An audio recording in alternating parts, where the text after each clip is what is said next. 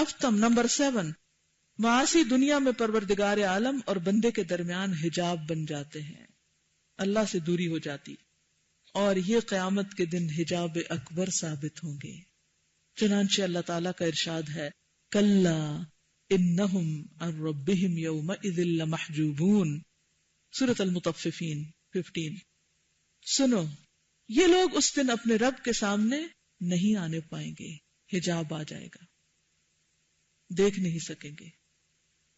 معاصی یعنی گناہ بندوں کی اس مسافت میں سد راہ ہوتے ہیں، یعنی اللہ کی طرف جانے کے راستے میں کیا بن جاتے ہیں؟ رکاوٹ، بیریئر۔ اس کو انڈر لائن کر لیں، جو بندوں اور بندوں کے قلوب کے درمیان واقع ہے۔ یہ بندوں کو قلب تک پہنچنے ہی نہیں دیتے کہ وہ اصلاح اور فساد کی چیزوں پر غور کریں، اور بندوں کو شقی اور بدبخت کر کے چھوڑتے ہیں۔ معاصی گناہ اس راہ کو بھی کاٹ دیتے ہیں جو بندوں کے قلوب اور پروردگار عالم کے درمیان واقع ہے۔ کہاں؟ دلوں اور اللہ کے درمیان، جس کے ذریعے قلوب یعنی دل اپنے پروردگار تک پہنچتے ہیں اور اس سے تقرب حاصل کرتے ہیں۔ پروردگار کے اس تقرب سے بندوں کو ٹھنڈک حاصل ہوتی ہے، اور اس سے دلوں کو فرحت و انبساط ہوتا ہے، وسعت، فراخی، اور مسرت و نشاط حاصل ہوتی ہے، یعنی ایکٹیو ہونا اور خوش ہونا۔ معاصی بندوں اور بندوں کے قلوب کے درمیان، انسان اور انسانوں کے دلوں کے درمیان گناہ، اور قلوب اور پروردگار عالم نیز قلوب اور اخلاق عالم کے درمیان پرخطر حجاب بن جاتے ہیں، یعنی ہر جگہ رکاوٹیں آ جاتی ہیں، بندوں اور دلوں کے درمیان، اور بندوں اور اللہ کے درمیان، اور بندوں اور اخلاق عالم کے درمیان۔ ہشتم، 8ویں چیز، نمبر 8، معاصی معیشت، زندگی کو تلخ بنا دیتے ہیں۔ یہ بڑی اہم بات ہے۔ گناہوں کا نقصان کیا ہوتا ہے؟ زندگی مشکل ہو جاتی ہے، زندگی تلخ ہو جاتی، زندگی میں سکون نہیں رہتا، سرور نہیں رہتا، خوشی نہیں رہتی، ہر طرف کانٹے ہی بکھرے محسوس ہوتے ہیں۔ کون کون سی زندگی؟ دنیا کی معیشت یعنی زندگی، برزخ کی زندگی، آخرت کی معیشت یعنی زندگی۔ تینوں جگہ کی معیشت معاصی اور گناہوں کی وجہ سے تنگ اور تلخ ہو جاتی ہے، یہ بہت بڑا نقصان ہے۔ یہ آخرت میں دردناک عذاب کا موجب بن جاتے ہیں۔ اللہ تعالیٰ کا ارشاد ہے، وَمَنْ أَعْرَضَ عَنْ ذِكْرِي فَإِنَّ لَهُ مَعِيشَةً ضَنْكًا وَنَحْشُرُهُ يَوْمَ الْقِيَامَةِ أَعْمَى، سورۃ طٰہٰ۔ اور جس نے ہماری یاد سے روگردانی کی، اللہ کی یاد کو بلا دیا، تو اس کی زندگی ضیق میں یعنی تنگی میں گزرے گی، اور قیامت کے دن بھی ہم اسے اندھا اٹھائیں گے۔ بعض علماء نے معیشت ضنک کی تفسیر عذاب قبر سے کی ہے، اور اس تفسیر میں کوئی شک نہیں، یعنی ٹھیک کی ہے وہ، لیکن یہ آیت اس سے کہیں زیادہ وسیع معنی پر مشتمل ہے، یعنی صرف قبر کی تنگی نہیں، اس کی وسعت اور عموم ہمہ قسم کی معیشت پر مشتمل ہے، یعنی ہر طرح کی تنگی ہے۔ معیشت تلخ دنیا کی معیشت ہو، خواہ برزخ کی خواہ آخرت کی، یہ عموم تمام پر حاوی ہے۔ معیشت ضنکن اگرچہ نکرہ ہے، یعنی اسم جو ہے، مگر سیاق و سباق میں واقع معنی کے لحاظ سے اس میں عموم اور وسعت ہے، کیونکہ اللہ تعالیٰ نے معیشت ضنک، تلخ اور تنگ زندگی کو اعراض عن اللہ پر مترتب اور متفرع فرمایا، یعنی وجہ کیا بتائی ہے؟ اللہ سے منہ موڑنا، اللہ سے دور ہونا۔ یہ معیشت ضنک اعراض کرنے والے کے اعتبار سے ہی ہوگی، جتنا اللہ سے دور جتنا اللہ سے دور اتنی زندگی تنگ۔ اپنا فاصلہ خود ناپ لیں، اور کہاں سے ناپیں گے؟ اس دل کی تنگی سے ناپیں گے۔ ہم دیکھیں دل کی حالت بدلتی رہتی، کبھی آپ بہت انبساط میں ہوتے ہیں، خوشی میں، سرور میں ہوتے ہیں، اور اندر ایک ٹھنڈک ہوتی ہے، کبھی آپ کا دل بھاری ہوتا ہے۔ اب دل بھاری ہوتا ہے تو ہم باہر اسباب ڈھونڈنے لگتے ہیں، اچھا اس نے یہ مجھے کہا تھا نا، تو اس لیے میرے اندر پنچنگ ہو رہی ہے ابھی تک، فلاں نے یہ کیا تھا نا، حالانکہ کیا ہے اصل؟ اپنے گناہ کا نتیجہ ہے، ادھر نہیں دھیان جاتا۔ جب تک ادھر نہیں دھیان جائے گا، جب تک وہ وجہ یعنی اصل وجہ نہیں نظر آئے گی، بیماری کی اصل روٹ کاز نظر نہیں آئے گی، اس وقت تک علاج نہیں ہوگا، اصلاح نہیں ہوگی، حال نہیں بدلے گا۔ بعض اوقات اللہ تعالیٰ دکھا دیتا ہے، بعض اوقات نہیں سمجھ آتی، تو اللہ سے مانگا کریں کہ اللہ مجھے دکھا دے، اور پھر بھی نہیں نظر آتا تو کثرت سے استغفار، صدقہ خیرات۔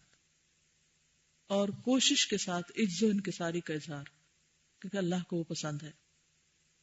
وہ دنیا میں گو بے شمار نعیم اللہ یعنی بہت سے دنیا کی لگژریز اور آسائشیں اور نفائس اور لذائذ دنیا سے بہرور اور لذت اندوز ہو، یعنی ہر طرح کی نعمتیں پھیلی ہوئی ہیں چاروں طرف، کھانے پینے کی، رہنے کی سہولتیں ہر طرح کی، تاہم اس کا قلب وحشت اور ذلت اور حسرتوں کی آماج گاہی بنا رہے گا.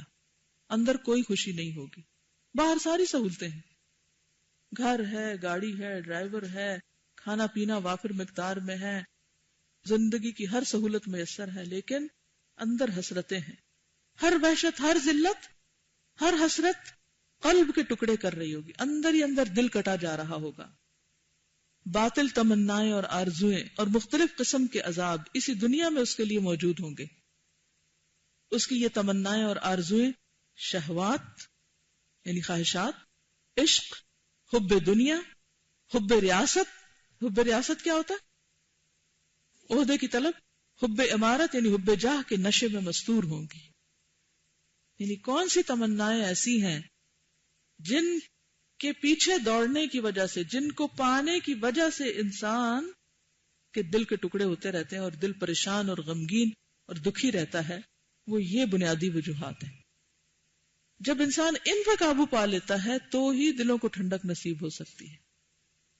اور اس میں آپ دیکھیے کہ سب سے آخر میں انہوں نے کیا رکھا ہے؟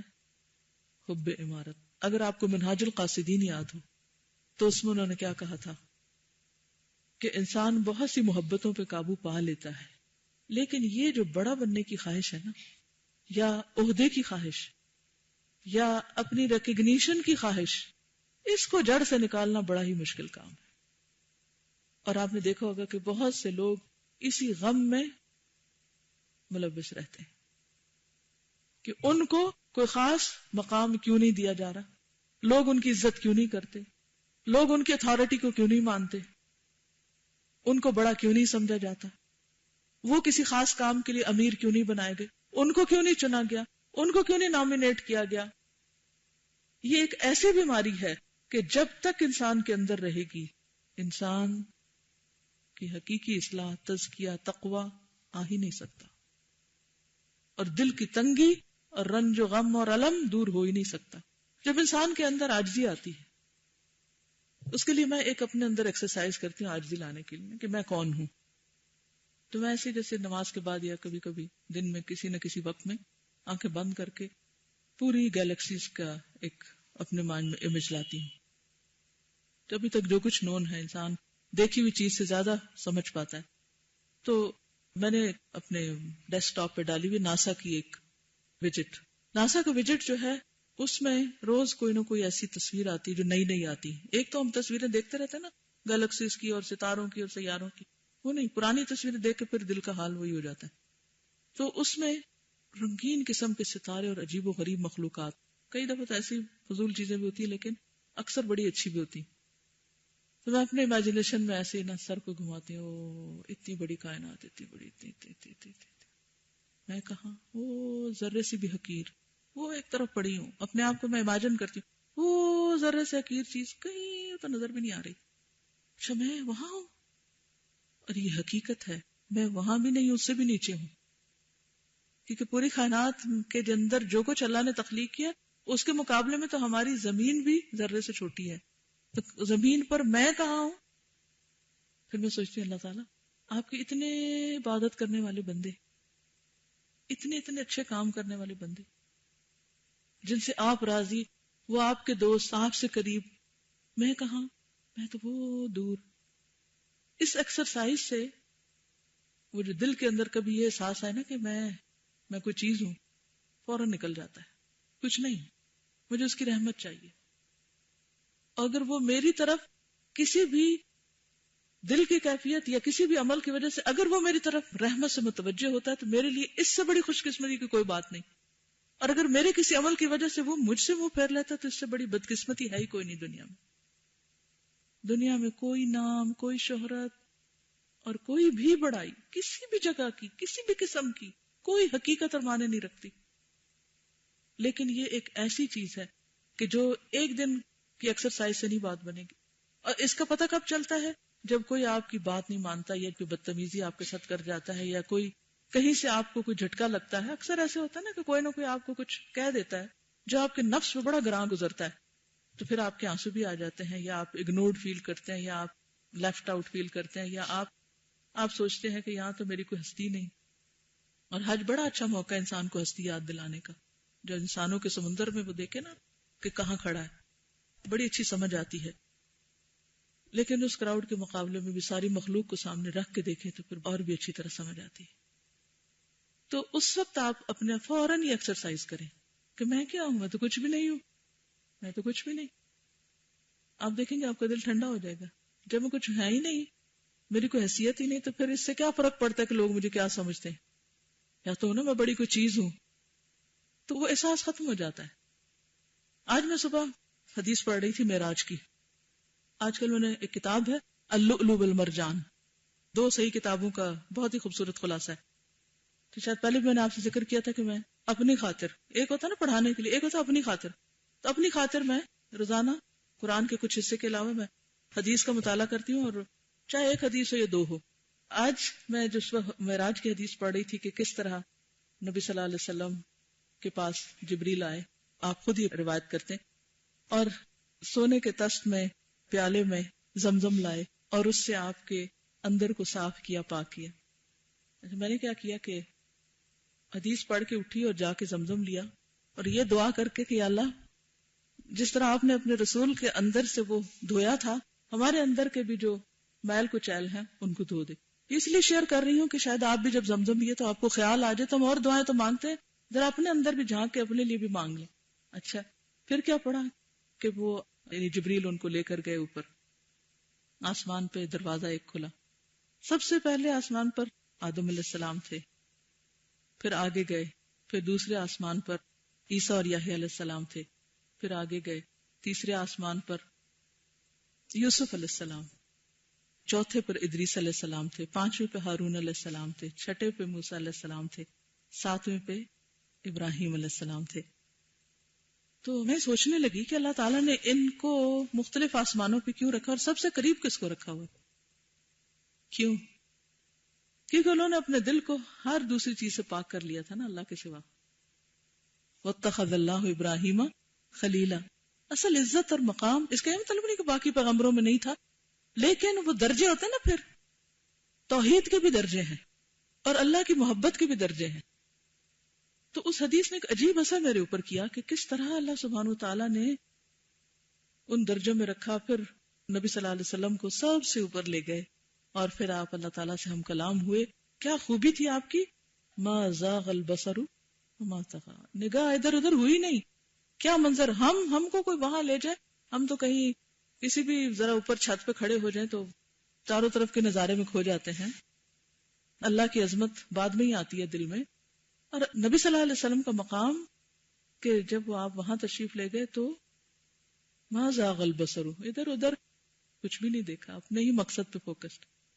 تو کچھ لوگ اس دنیا میں اسی طرح رہتے ہیں کہ وہ ان کو آس پاس سے کوئی دلچسپی نہیں، ان کے لیے سب سے اہم چیز ایک ہی ہوتی ہے کہ ان کا رب ان سے راضی ہو جائے. وہ ہر موقع سے یہ فائدہ اٹھانا چاہتے ہیں، وہ اپنی تعریف کو بھول جاتے ہیں اور اپنے مقام بھول جاتے ہیں اور اللہ کے قرب کے لیے کوشش کرتے ہیں، اور یہ ناممکن نہیں. اور اس سے پھر دل کے اندر وہ خوشی اور وہ ٹھنڈک نصیب ہوتی ہے کہ جیسے ابراہیم علیہ السلام نے اللہ کے بھروسے پر کہ جبریل بھی آ کے کہنے لگے کہ میں آپ کی کیا مدد کر سکتا ہوں، تو کہا حسبی اللہ و نعم الوکیل. تو جب وہ آگ میں کودے تو آگ بھی کیا ہو گئی، وہ معیشت دنکا نہیں تھی، وہ آگ نہیں رہی بلکہ باغ بن گئی. تو بالکل اسی طرح آپ کے حالات کتنے بھی تنگ ہو، مثلا اس وقت بڑی گرمی ہے اس ہال میں، کچھ لوگوں کو ٹھنڈک لگ رہی ہوگی، پھر بھی جیسے مجھے اس وقت مجھے گرمی کا احساس نہیں، آپ بھی ماشاءاللہ بہت سے لوگ سر ہلا رہے ہیں، خوشی سے مسکراتے ہوئے نظر آ رہے ہیں کہ گرمی کا احساس نہیں. کیوں؟ اس لیے کہ ہم آسمانوں پہ پہنچے ہوئے اس وقت. تو وہ کیفیت یہی ہوتی ہے کہ جب انسان کی زندگی میں اعلیٰ مقاصد ہوتے ہیں تو چھوٹی چھوٹی باتوں پہ الجھنا، رونا دھونا، شکوے شکایتیں، یہ فلانا یہ کر گیا، یہ کیوں نہیں ہوتا، اور سجیشن باکس کو شکووں سے بھرنے کے کام ختم ہو جاتے ہیں، کیونکہ ان کے پاس اتنے کام ہیں کہ پھر ان کو یہ نہیں یاد رہتا. وہ مشورہ اور سولوشن تو ضرور لاتے ہیں، وہ شکایتیں نہیں کرتے. اور کچھ لوگوں کا حال کیا ہوتا ہے کہ ہر وقت ان کے اندر کسی نہ کسی کے خلاف شکایت ابری رہتی، وہ دوسروں کو تکلیف دینے سے پہلے خود تکلیف میں ہے، وہ معیشت ضنکا کا شکار ہے. اور جب آپ اس معیشت ضنکا سے آپ باہر نکلتے ہیں نا تو آپ کو ٹھیک ہے بہت سی چیزیں غلط نظر آتی تو آپ کا رویہ بدل جاتا ہے، آپ اصلاح کی طرف لپکنے لگتے ہیں، رونا دھونا پھر چھٹ جاتا ہے، پھر کڑنا ختم ہو جاتا ہے، دل کے ٹکڑے ہونے چھٹ جاتے ہیں، پھر قلب سلیم ہو جاتا ہے، وہ سلامت ہو جاتا ہے، پھر وہ اللہ کی محبت میں ڈوب جاتا ہے. تو بہرحال اور ہمہ اوقات اسے بدمست رکھتی ہوں گی، یعنی وہ اسی چکر میں رہتا ہے کہ میری بڑائی. اور وہ اگر شراب خور نہیں تو شراب کا نشہ نہ سہی، لیکن ان شہوات اور خواہشات اور تمناؤں اور آرزوؤں کا نشہ بجائے خود اس قدر خطرناک ہوتا ہے. یعنی نشہ صرف شراب کا نہیں ہوتا، شہوت کا بھی نشہ ہوتا ہے، خواہش کا، تمنا، آرزو. یہ اتنے خطرناک نشے، ایسی ڈینجرس ایڈکشن ہے کہ انسان کو اس سے کبھی افاقہ ہی نہیں ہوتا، جان چھٹتی ہی نہیں. شراب خور کو تو کبھی نہ کبھی افاقہ ہو جاتا ہے، وہ تو نشے سے باہر آ ہی جاتا ہے، البتہ دنیا اور خواہشات کا نشہ اترنے ہی نہیں پاتا. یہ نشہ اس وقت اترتا ہے جب وہ موت کا پیالہ پیتا ہے. موت کا نشہ اس پہ سوار ہو کر اسے دنیا کی زندگی سے علیحدہ کر کے مردوں میں سلا دیتا ہے. پس معیشت ضنک، تنگ زندگی، تلخ زندگی ہر اس آدمی کے لیے لازمی اور ضروری ہے. تنگ زندگی ہر اس آدمی کے لیے لازمی اور ضروری ہے. سوچئے اپنے اندر کو، دیکھیے جو ذکر الہی سے اعراض کرے اور پیغمبر خدا صلی اللہ علیہ وسلم نے جو کچھ پیش کیا ہے اس سے اعراض کرے، صرف قرآن سے نہیں، قرآن کے علاوہ سنت رسول صلی اللہ علیہ وسلم سے بھی. یہ معیشت ضنک یعنی تنگ تلخ زندگی دنیا میں لازمی ہے، نیز برزخ میں اور قیامت کے دن بھی لازم ہے. حقیقت امر یہ ہے کہ آنکھوں کو ٹھنڈک، قلب کو ہدایت، نفس کو اطمینان معبود برحق کے سوا ممکن ہی نہیں. اصل خوشی مل سکتی ہی نہیں کہیں. معبودان باطل سے سوائے پریشانی اور سراسیمگی کے کچھ حاصل نہیں. بندوں کے پیچھے دوڑیں گے تو سوائے پریشانی، پشیمانی اور مصیبت کے کچھ حاصل نہ ہوگا. بس جس نے ذات الہی سے ٹھنڈک نہ پائی اس کا نفس حسرتوں سے زخمی اور چور رہے گا. اس کو انڈر لائن کر لیں. جس نے ذات الہی سے ٹھنڈک نہ پائی اس کا نفس حسرتوں سے زخمی اور چور رہے گا. اللہ تعالی حیات طیب اور شیریں زندگی اسی کو عطا فرماتا ہے جو اس پر ایمان لاتا ہے اور اعمال صالحہ سے اپنے آپ کو مزین اور آراستہ کرتا ہے. جیسا کہ اللہ تعالیٰ کا ارشاد ہے، من عمل صالحا من ذکر او انثى وهو مؤمن فلنحيينه حیاتا طیبہ وَلَنَجْزِيَنَّهُمْ أَجْرَهُمْ بِأَحْسَنِ مَا كَانُوا يَعْمَلُونَ. جس نے نیک عمل کیا، مرد ہو یا عورت، آپ کے لیے بھی ہے، میرے لیے بھی، اور وہ ایمان بھی رکھتا ہے، تو ہم دنیا میں اس کی زندگی اچھی بسر کرائیں گے، دنیا میں بھی اچھی زندگی ملے گی، اور آخرت میں بھی ان کے اعمال صالحہ کا ضرور صلہ دیں گے، ان کو اجر ملے گا. اہل ایمان جو اعمال صالحہ سے مزین ہو ان کے لیے اللہ تعالیٰ کی ضمانت ہے کہ وہ انہیں دنیا میں اور قیامت کے دن بھی بہترین زندگی سے نوازے گا. واقعہ یہ ہے کہ ایمان والے جو اپنے اعمال صالحہ سے خود کو مزین اور آراستہ کریں گے، ڈیکوریٹ کریں گے، میک اپ کریں گے، دونوں جہان میں بہترین زندگی گزاریں گے. ایسے ہی لوگ دونوں جہان میں زندہ اور کامیاب ہیں. اس کی نظیر اللہ تعالیٰ کا یہ ارشاد ہے، للذین احسنوا فی ہذہ الدنیا حسنہ ولدار الآخرۃ خیر ولنعم دار المتقین وَلَنِعْمَ دَارُ الْمُتَّقِينَ. جن لوگوں نے بھلائی کی ان کے لیے اس دنیا میں بھی بھلائی ہے اور آخرت کا ٹھکانہ اس سے بھی کہیں بہتر ہے، اور پرہیزگاروں کا گھر نہایت عمدہ ہے. متقی لوگوں کا گھر بہت خوبصورت ہے. جب دنیا کے گھر کی پریشانی ہو نا تو فوراً کیا سوچا کریں، تقوی اختیار کرتی ہوں تاکہ خوبصورت گھر ملے. اور یہ ارشاد بھی اس کی نظیر ہے، وَأَنِ اسْتَغْفِرُوا رَبَّكُمْ، اپنے گناہوں کی معافی مانگ لو اپنے رب سے. ثم توبوا الیہ یمتعکم متاعا حسنا الی اجل مسمى ویؤت کل ذی فضل فضلہ. اور یہ کہ اپنے پروردگار سے گناہوں کی معافی مانگو، پھر اس کی جناب میں توبہ کرو تو تمہیں وہ ایک مقرر وقت تک دنیا میں اچھی طرح رسائے بسائے رکھے گا، اور جس نے زیادہ کیا اس کو اس کا زیادہ صلہ دے گا. وہ لوگ جو متقی، پرہیزگار، نیک اعمال اور نیک کردار ہیں وہ دنیا اور آخرت کی نعمتوں سے بہرور اور فائز المرام ہیں. فائز کامیاب، مرام یعنی مقصد. دونوں جہان میں انہیں بہترین زندگی حاصل ہے، کیونکہ نفس کی فرحت، سرور قلب، فرحت قلب، لذت قلب، ابتہاج قلب، رونق ابتہاج، طمانینت قلب یعنی دل کا اطمینان، انشراح قلب دل کا کھل جانا، شرح صدر ہونا، نور قلب، وسعت قلب، عافیت قلب سے وابستہ ہیں. اور یہ چیزیں اسی وقت حاصل ہوتی ہیں جب شہوات محرمہ، خواہشات مکروہہ اور شبہات باطلہ سے اجتناب اور احتراز کیا جائے.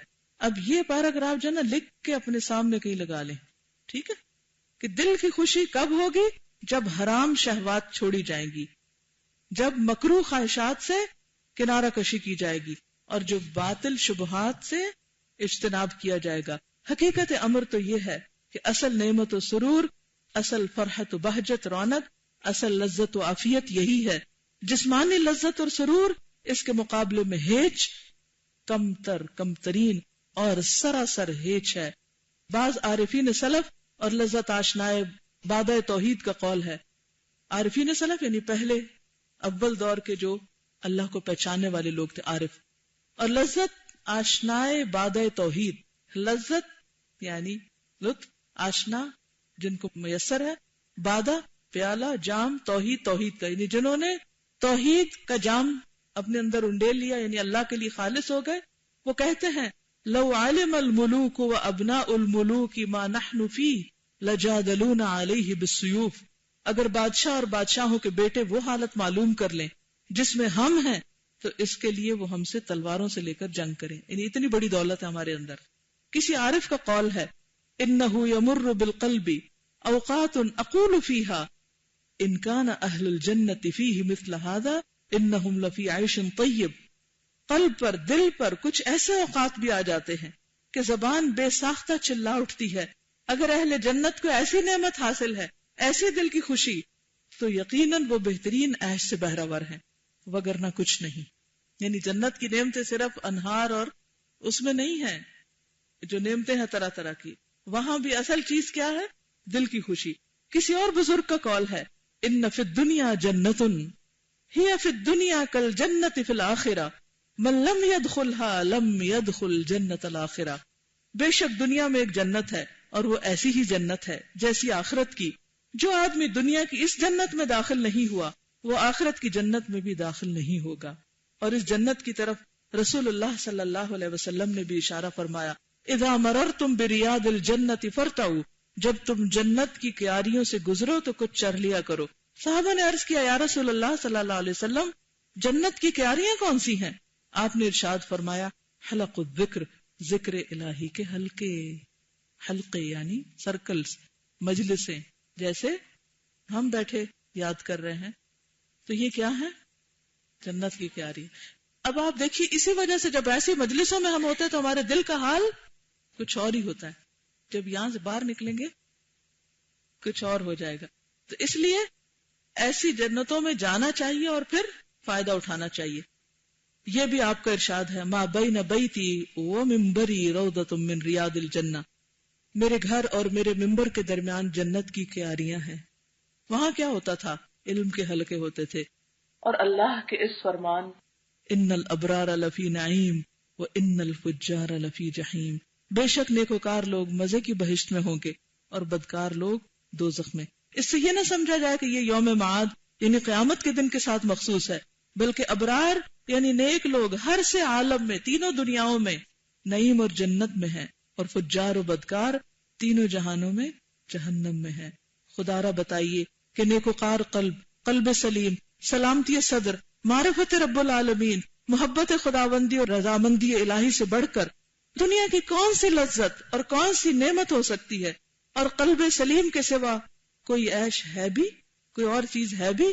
خود اللہ تعالیٰ اپنے خلیل علیہ الصلوۃ والسلام کی مدح و توصیف اور سلامتی قلب کے بارے میں فرماتے ہیں وَإِنَّ مِن شِيعَتِهِ لَإِبْرَاهِيمَ إِذْ جَاءَ رَبَّهُ بِقَلْبٍ سَلِيمٍ. اور نوح کے طریقے پر چلنے والوں میں سے ایک ابراہیم تھے جبکہ صاف قلب کے ساتھ اپنے پروردگار کی طرف رجوع ہوئے. نیز اللہ تعالیٰ انہی کے قول کی نقل فرماتا ہے یوم لا ينفع مال ولا بنون الا من اتى الله بقلب سلیم، سورۃ الشعراء. اس دن نہ مال ہی کام آئے گا نہ بیٹے، مگر جو پاک قلب لے کر اللہ کے حضور میں حاضر ہوگا. پہلے ہم نے پڑھا وہ دل کہ جس کے اندر خواہشات اور شبہات باطلہ وغیرہ ہے، اس کا کیا حال ہے. اب انشاءاللہ چونکہ وقت ختم ہو چکا ہے، بات نہیں ختم ہوئی، اس لیے انشاءاللہ العزیز پھر کریں گے. اگر آپ کچھ کہنا چاہیں گے. السلام علیکم ورحمۃ اللہ وبرکاتہ. وعلیکم السلام ورحمۃ اللہ. اتفاق کی بات یہ ہے کہ کل رات کو ہی میں ایک بک پڑھ رہی تھی، اس کا نام ہے change your lens change your world. یہ فائز سیال کی کتاب ہے. تو اس میں انہوں نے ایگزیکٹلی یہی بات کی تھی اور مجھے اتنی انٹرسٹنگ لگی کہ ایک کے بعد ایک میں پیج پڑھتی گئی اور کافی عرصے کے بعد میں نے کسی بک کو اتنا زیادہ انجوائے کیا. تو آپ لوگوں پہ موقع ضرور پڑیے گا. اس میں تقریباً انہی باتوں کو ٹچ کیا گیا ہے. اور اس میں انہوں نے اتنی انٹرسٹنگ یہ بات کی ہے کہ جس طرح ہم سوچتے ہیں وہی پھر ہمارا بلیف بن جاتا ہے، اور پھر جتنا وہ بلیف ہمارا اسٹرانگ ہوتا جاتا ہے وہ اتنا اور ایکشنز میں آتا ہے، اور یہ ایک چین ریئیکشن ہوتا ہے کہ پھر وہی ایکشنز پھر ہمارے بلیف کو زیادہ اسٹرانگ کر دیتے. تو ہوتا یہ ہے کہ ذرا سی بھی ڈیویشن ہوتی ہے نا، جب ہم سیدھے راستے پہ چل بھی رہے ہوتے ہیں، ذرا سی ہم اپنے آپ کو تھوڑی سی بھی کنسیشن دیں تو اس وقت تو لگتا ہے کہ بس ذرا سا ادھر ہو رہے ہیں، کچھ نہیں ہوگا. اس پہ ایک قدم اور بڑھاتے ہیں، دوسرا اور آسان ہو جاتا ہے، تیسرا اور وہ سیدھی راہ اور مشکل ہو جاتی ہے. کہتے اچھا ابھی تو پلٹنا ذرا مشکل لگ رہا ہے، کل پلٹ جائیں گے، ابھی تھوڑا آج کا دن بھی ایسے ہی گزار لیتے ہیں، خیر کوئی بات نہیں، جہاں اتنا کر لیا وہاں وہ کہتے ہیں نا ایک گناہ اور صحیح، اور وہ کرتے ہیں. اور پھر تیسرا دن اور چوتھا دن، اور پھر پتہ آپ کو چلتا ہے کہ آپ اتنے دور نکل گئے کہ پھر آپ ہوپلیس ہونے. پھر شیطان کہتا ہے اب بس اب تم ادھر ہی جاؤ، واپس نہیں، تو ٹھیک ہو ہی نہیں سکتے. ہاں اب تم نے اتنے دن خدا نہیں کی، اب تم آج جا کے کیا تم نے علیحدہ نیکی کمانی ہے، چھوڑو. صفائی بھی نہیں ہوئی اور کپڑے بھی نہیں دھلے. اور لیکن پھر انسان کو نا ایسا کوئی بھی جب پوائنٹ آتا ہے جب وہ ریئلائز کرتا ہے کہ بہت دور ہو گیا، اس کا حل یہی ہے کہ پھر وہ جیسے مرضی وہاں سے جو مرضی سواری پکڑے، جو کرے، واپس پھر اپنے رستے پر ہی آئے، بیکاز پھر اس کے لیے اور کوئی نجات ہے نہیں، کیونکہ گھر تو جانا ہی ہے. گھر تو جانا ہی ہے. یہ آج کے لیسن میں ایک بات تھی جو مجھے تو بہت ہی زیادہ جس نے ڈرایا، یہ کہ جو ہمارے قلب اس طرح مسخ ہوتے ہیں کہ صورتیں بھی مسخ ہو سکتی ہیں نا. کافی عرصہ پہلے میں نے ایک انڈو پاک کے ایک اسکالر تھے، ان کی بایوگرافی پڑھی تھی. اب مجھے صحیح ان کا نام یاد نہیں ہے اس وقت، لیکن ان کی بایوگرافی میں یہ بات لکھی تھی کہ وہ جب گھر سے باہر نکلتے تھے اور لوگوں کو دیکھتے تھے تو انہیں باقاعدہ لوگ جو تھے وہ مس شدہ شکلوں میں نظر آتے تھے. کوئی انہیں بھیڑیا نظر آتا تھا، کوئی انہیں کتا نظر آتا تھا. یہ باقاعدہ ان کی بایوگرافی میں تھا. اور دوسری بات یہ تھی کہ میں یہی سوچ رہی تھی کہ ہم اپنے اگر دلوں کا جائزہ لیں تو جو ہمارے دلوں کے اندر جو کچھ ہے، اگر اللہ تعالیٰ واقعی ہماری وہ اس کی صورت میں ہماری شکلیں کر دیں تو ہم کتنے قریب نظر آئیں ہر ایک کو. تو مجھے تو اس چیز نے بہت ہی زیادہ آج ڈرایا ہے کہ ہم اپنے آپ کو دیکھیں. بالکل. جزاک اللہ. السلام علیکم. جیسے انہوں نے کہا صورتیں مست ہو جاتی ہیں انسانوں کی، ایسے نیٹ پہ میں نے ایک سرچ کی تھی، ٹری مین کے ساتھ ویب سائٹ ہے، وہاں پہ انسان بالکل انسان، وہ درخت ہے، اس کے ہاتھ پاؤں بھی درخت ہیں، جڑیں ہیں، اور اس کی جو بال ہیں وہ شاخیں ہیں. ہے وہ انسان، صرف اس کا فیس انسانوں کی طرح ہے، باقی سب کچھ وہ درخت ہے. حتیٰ کہ اس کی سکین جو دکھائی گئی تھی وہ بھی اس چھلکے میں ہیں جو درخت کے اوپر ہوتے ہیں وہ ہے. اور لاسٹ یہ کچھ عرصہ ہوا ہے، تقریباً 7-8 ماہ ہوئے ہیں، سوات میں ایک بچہ پیدا ہوا ہے جو بالکل ٹائیگر ہے. اللہ تعالیٰ نے اس کی شیپ، اس کے اندر سکن، ہر چیز جانور کی بنائی، صرف وہ انسان ہے. ڈاکٹر سے وہ بتا رہے تھے کہ یہ ڈیزیز ہے، لیکن اس وقت مجھے پتا چلا تھا کہ یہ اللہ تعالیٰ کی نشانی. اللہ تعالیٰ کہتے ہیں کہ میں کچھ بھی دینا چاہوں تو میں دے سکتا ہوں. اوکے، جزاکم اللہ خیرن. اللہ تعالیٰ ہمیں عمل کی توفیق عطا فرمائے. سبحانک اللہم و بحمدک نشہد ان لا الہ الا انت نستغفرک و نتوب الیک. السلام علیکم و رحمۃ اللہ وبرکاتہ.